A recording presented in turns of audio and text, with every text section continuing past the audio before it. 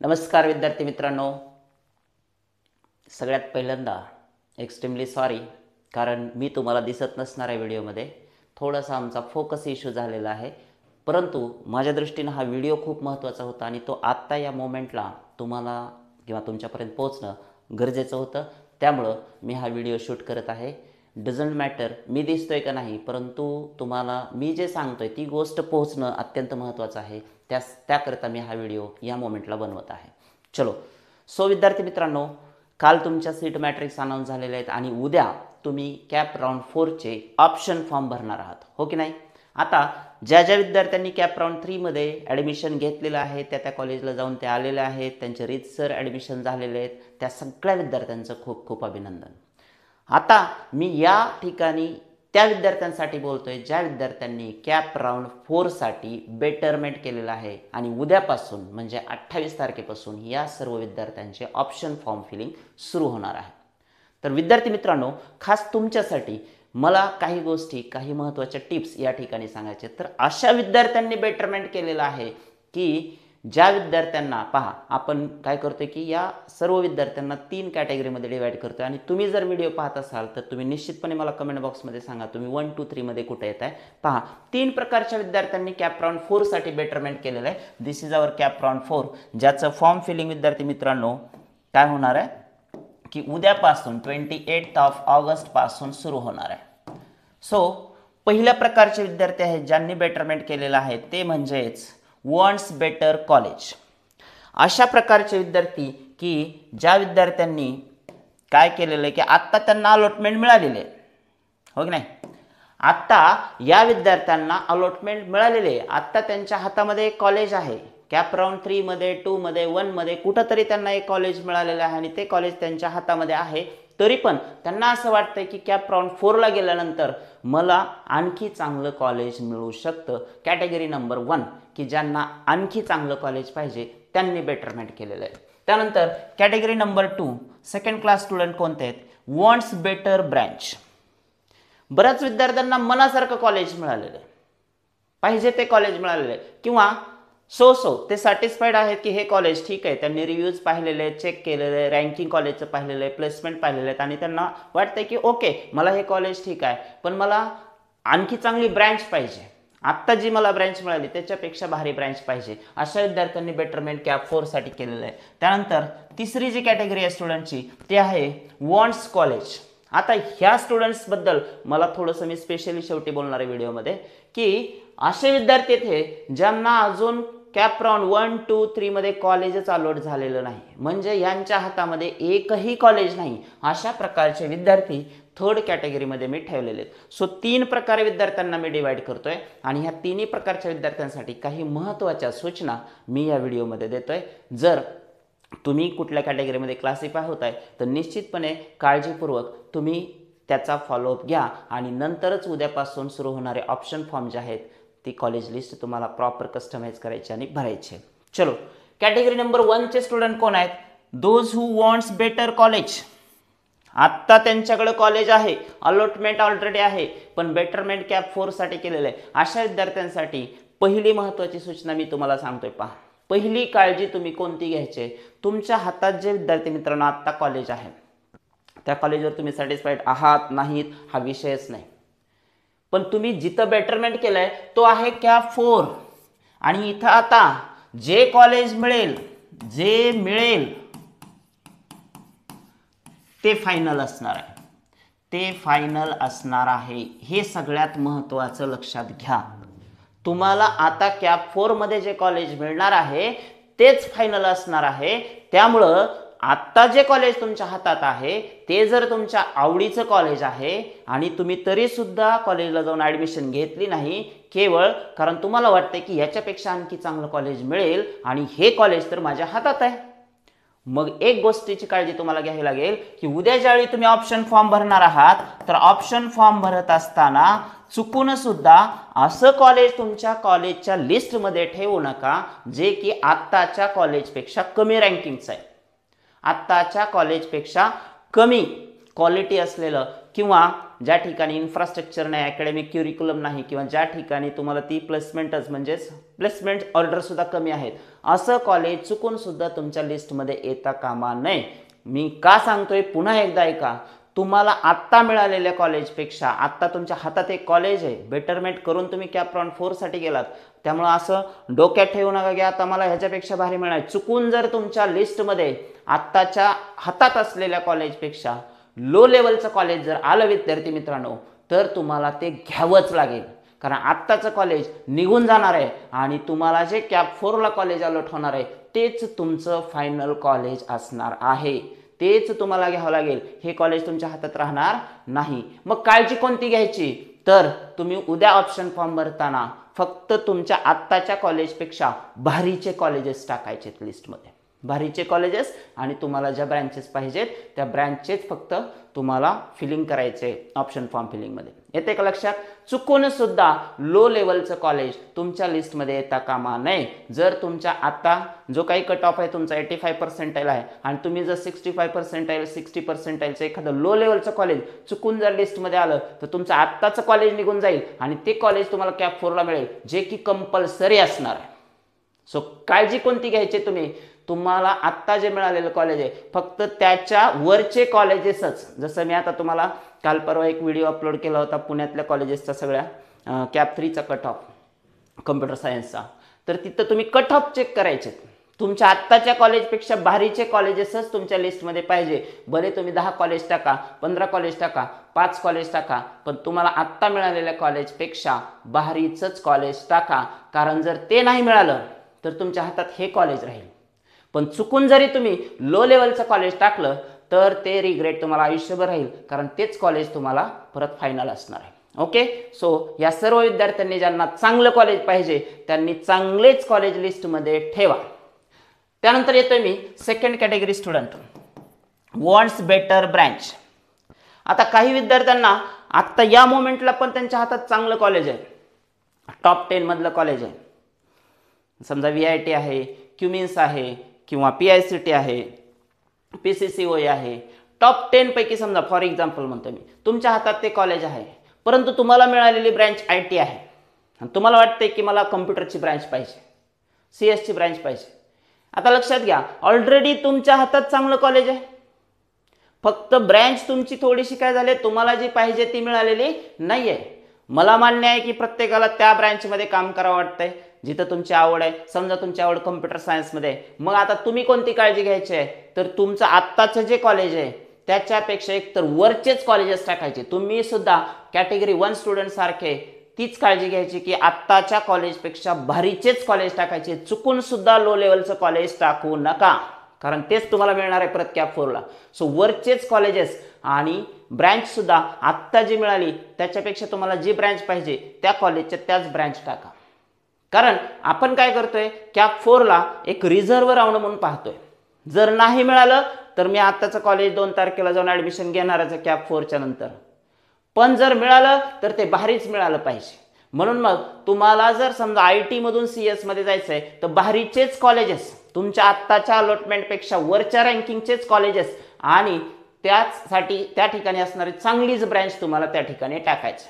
येते का लक्षात? सो तुम्ही सुद्धा ही काळजी घ्यायची की तुमच्या आत्ताच्या कॉलेजेसपेक्षा भारीचे कॉलेजेस आणि भारीच्या ब्रँचेसच टाकायच्या आहेत. जर नाही मिळाले ते तर तुम्हाला आत्ता जे आहे ते हातात राहील. पण चुकून जरी समजा तुम्हाला आत्ता खूप टॉप 10 मधलं कॉलेज आहे आणि तुमच्याकडून चुकून जर समजा असं झालं की तुम्ही आत्ताच्या कॉलेजपेक्षा लो रँकिंगचं कॉलेज टाकलं तर ते कॉलेज तुम्हाला मिळून जाईल.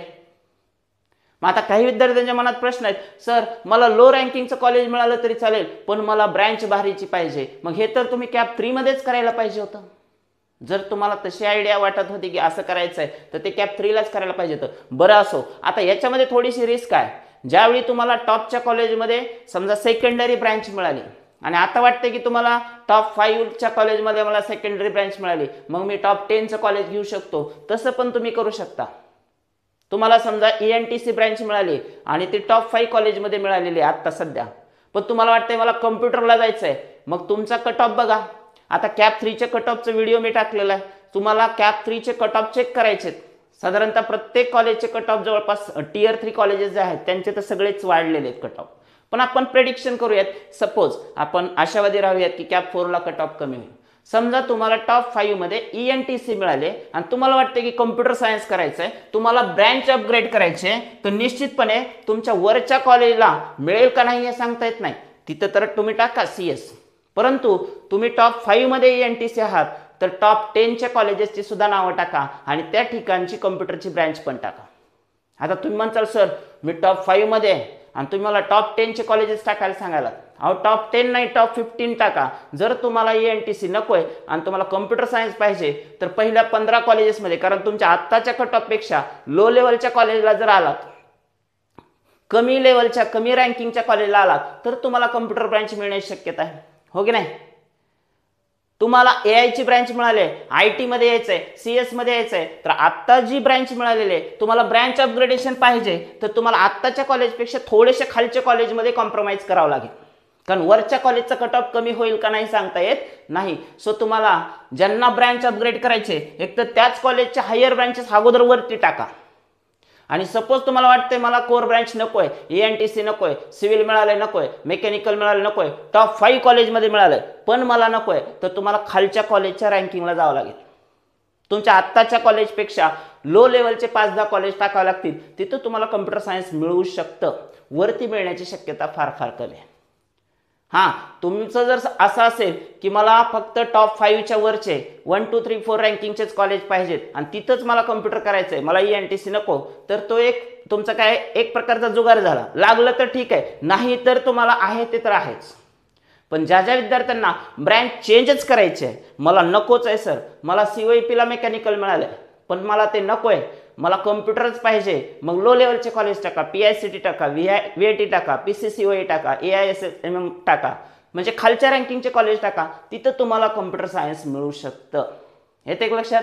COEPला नाही मिळालं तरी दुसऱ्या कॉलेजेसला तुम्हाला कम्प्युटर सायन्स मिळू शकतं, कारण तुम्ही वरच्या कॉलेजचं कोर ब्रँच मिळाली, मग आता तुम्ही खालच्या कॉलेजचे नावं टाकू शकता जिथं तुम्हाला कम्प्युटर मिळण्याचे चान्सेस आहेत. आणि ही शेवटची संधी आहे, लक्षात घ्या. कॅप 4 म्हणजे काय की शेवटची संधी आहे तुमच्याकडे. इथं तुम्हाला आता परत रिग्रेट व्हावं लागेल, कारण कॅप 4 मधून नंतर जे राऊंड येत आहेत ते इन्स्टिट्यूट लेवल राऊंड आहेत किंवा त्या ठिकाणी स्पॉट राऊंड आहेत आणि तिथं 100% फीस तुमच्याकडून घेतल्या जाणार आहेत. आणि गव्हर्नमेंटच्या परमिशननुसार काही कॉलेज 2 म्हणजे दुप्पट किंवा तिप्पट पण फीस घेऊ शकतात. त्यामुळं तिकडं जाण्यापेक्षा तुम्ही ह्या कॅप राऊंड प्रोसेसमधून जाणं गरजेचं आहे. सो ज्यांना ब्रँच अपग्रेड करायची त्यांना कॉलेज कॉम्प्रोमाइज करण्याची वेळ येऊ शकते. त्यामुळे ऑप्शन फॉर्म भरताना लो लेवलचे कॉलेजेस सुद्धा तुम्ही टाका. तुमच्या आत्ताच्या याच्यापेक्षा वरचे तर टाकाच, पण त्याच्यापेक्षा थोडे खालचे पण टाका तुमच्या कट ऑफ पेक्षा, कारण तुम्हाला जर ब्रँच अपग्रेड करायची आणि ब्रँच चेंजच करायची असेल तर ही एकच संधी आहे. तुम्हाला कॉलेजला डाऊनफॉल करावं लागेल थोडं, त्याच कॉलेजला किंवा त्याच्या वरचं कॉलेज मिळेल याची शक्यता कमी आहे. चलो, तिसऱ्या प्रकारचे जे स्टुडंट आहेत ते स्टुडंट कोणते आहेत? वॉन्ट्स कॉलेज, म्हणजे ह्यांना कॅप 1, 2, 3 इथं कुठंही कोणतंही कॉलेजच मिळालं नाही. आता मला एक म्हणायचं आहे तुम्हाला, जे माझा व्हिडिओ पाहतायत, मी तर तुम्हाला दिसत नाही मला माहिती आहे व्हिडिओमध्ये, पण माझा जो मेसेज आहे, माझी जी इन्फॉर्मेशन आहे, मी आत्तापर्यंत जेवढे पण व्हिडिओज बनवलेले आहेत विद्यार्थी मित्रांनो, याच्यामध्ये फोकस माझा 100% कंटेंटवर आहे, इन्फॉर्मेशनवर आहे. So all these videos are very very informative आणि आत्ता पण मी तेच करतोय. माझ्यासाठी तुम्हाला दिली जाणारी माहिती महत्त्वाची आहे. चलो, सो ज्या विद्यार्थ्यांना कॅप 1, कॅप 2 आणि कॅप 3 मध्ये कॉलेजच मिळालं नाही, माझा या सगळ्या विद्यार्थ्यांना प्रश्न आहे, का हो तुम्ही तुमची कॉलेजची लिस्ट स्वतः भरली होती का? कारण मी काही व्हिडिओमध्ये बघितलंय, काही व्हिडिओमध्ये माझ्या कमेंट आलेल्या आहेत, सर 92% आहे, अजूनपर्यंत कॉलेजच मिळालं नाही. कॅप 1 झाला, कॅप 2 झाला, कॅप 3 झाला, 3 राऊंड झाले तरी अजून त्या विद्यार्थ्याला कॉलेज मिळालेलं नाही. मला त्या विद्यार्थ्याला दोष द्यायचा नाही, एक्स्ट्रीमली सॉरी, परंतु तुम्ही कुठं तरी चुकलाय. अहो 35% ज्या विद्यार्थ्याला आहे त्याला कॅप 3 मध्ये कॉलेज मिळालं, 35 मध्ये सुद्धा, आणि तुम्हाला 92% असताना कॉलेज का मिळत नाही? माझा हा प्रश्न आहे. म्हणजे तुम्ही चुकलात कुठे?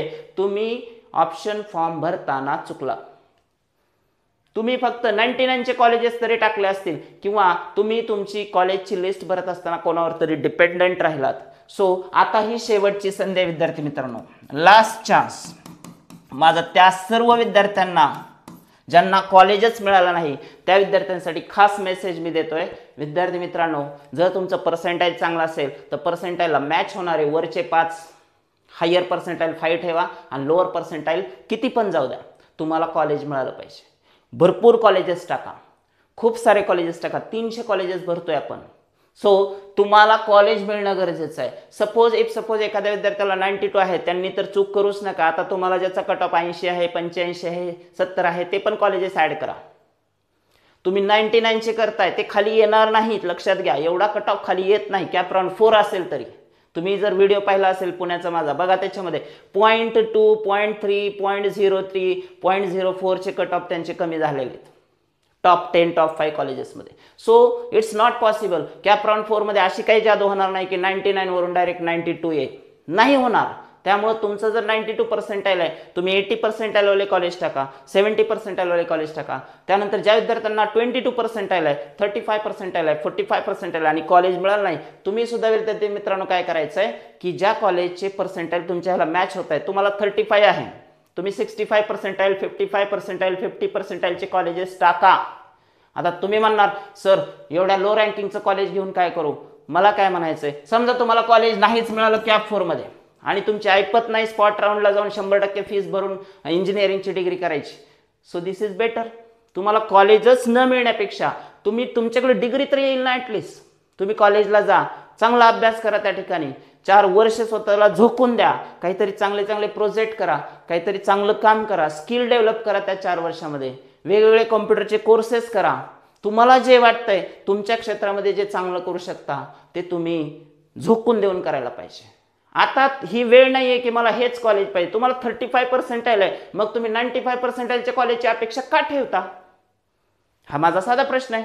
नाही ठेवली पाहिजे. तुम्हाला आता जे मिळेल ते कॉलेज घ्यावं लागेल. सो सगळे लो रँकिंगचे सुद्धा कॉलेजेस टाका. विशेष म्हणजे ब्रँचला सुद्धा कॉम्प्रोमाइज करा. मला कम्प्युटरच पाहिजे, मला हेच पाहिजे, मला एआयच पाहिजे, मला आयटीच पाहिजे. आता कुठं करत बसताय? दिस इज लास्ट चान्स. आता नाही मिळालं तर नाहीच मिळणार, तुमचं वर्ष वाया जाईल. ही साधी गोष्ट तुम्हाला कळायला पाहिजे. तुम्ही ऑलरेडी कॅप 3 पर्यंतचे राऊंड वाया घालवले. मग आता तुम्ही सिव्हिलच्या ब्रँचेस टाका, मेकॅनिकलच्या ब्रँचेस टाका, ENTCच्या ब्रँचेस टाका, कोर ब्रँचेस सुद्धा तुमच्या फॉर्ममध्ये भरा. आणि तुम्हाला जे पर्सेंटाईल आहे 45 पर्सेंटाईल आहे त्याच्या खालचे पण कॉलेजेस टाका. वरचे तर टाका, पण खालचे पण कॉलेजेस टाका. कारण तुमच्यासाठी सगळ्यात महत्त्वाचं काय आता? कॉलेज मिळवणं महत्त्वाचं आहे. सो तिन्ही प्रकारच्या विद्यार्थ्यांसोबत थोड्या काही गोष्टी ज्या तुम्हाला काळजी घ्यायच्या आहेत त्या मी सांगितलेल्या आहेत. या विद्यार्थ्यांना तर ज्यांना कॉलेज पाहिजे त्यांनी तर ब्रँच पण कॉम्प्रोमाइज करायची आणि कॉलेज पण कॉम्प्रोमाइज करायचे. आता बघायचं नाही की कॉलेज किती भारी, प्लेसमेंट किती भारी. प्लेसमेंटची गरज नाही विद्यार्थी मित्रांनो. तुम्ही जर एखादं स्किल चांगलं अचीव्ह केलं ना त्या 4 वर्षामध्ये, कंपन्या तुम्हाला शोधत येऊ शकतात. शेवटी त्यांच्या टेस्ट असतात, पुन्हा तुम्ही कोर्सेस करू शकता, स्वतः पण जाऊन कंपनीला अटॅच होऊ शकता. असं काही नाही की कॉलेजमधूनच तुमचं सिलेक्शन झालं पाहिजे. नंतर तुम्ही स्वतः जॉब सर्च पण करू शकता. बरेच विद्यार्थी आहेत की जे प्लेसमेंटमधून जात नाहीत, कमी पॅकेज मिळते म्हणून, डायरेक्ट काही फिनिशिंग कोर्सेस करून ते परत स्वतःला इम्प्रूव्ह करतात.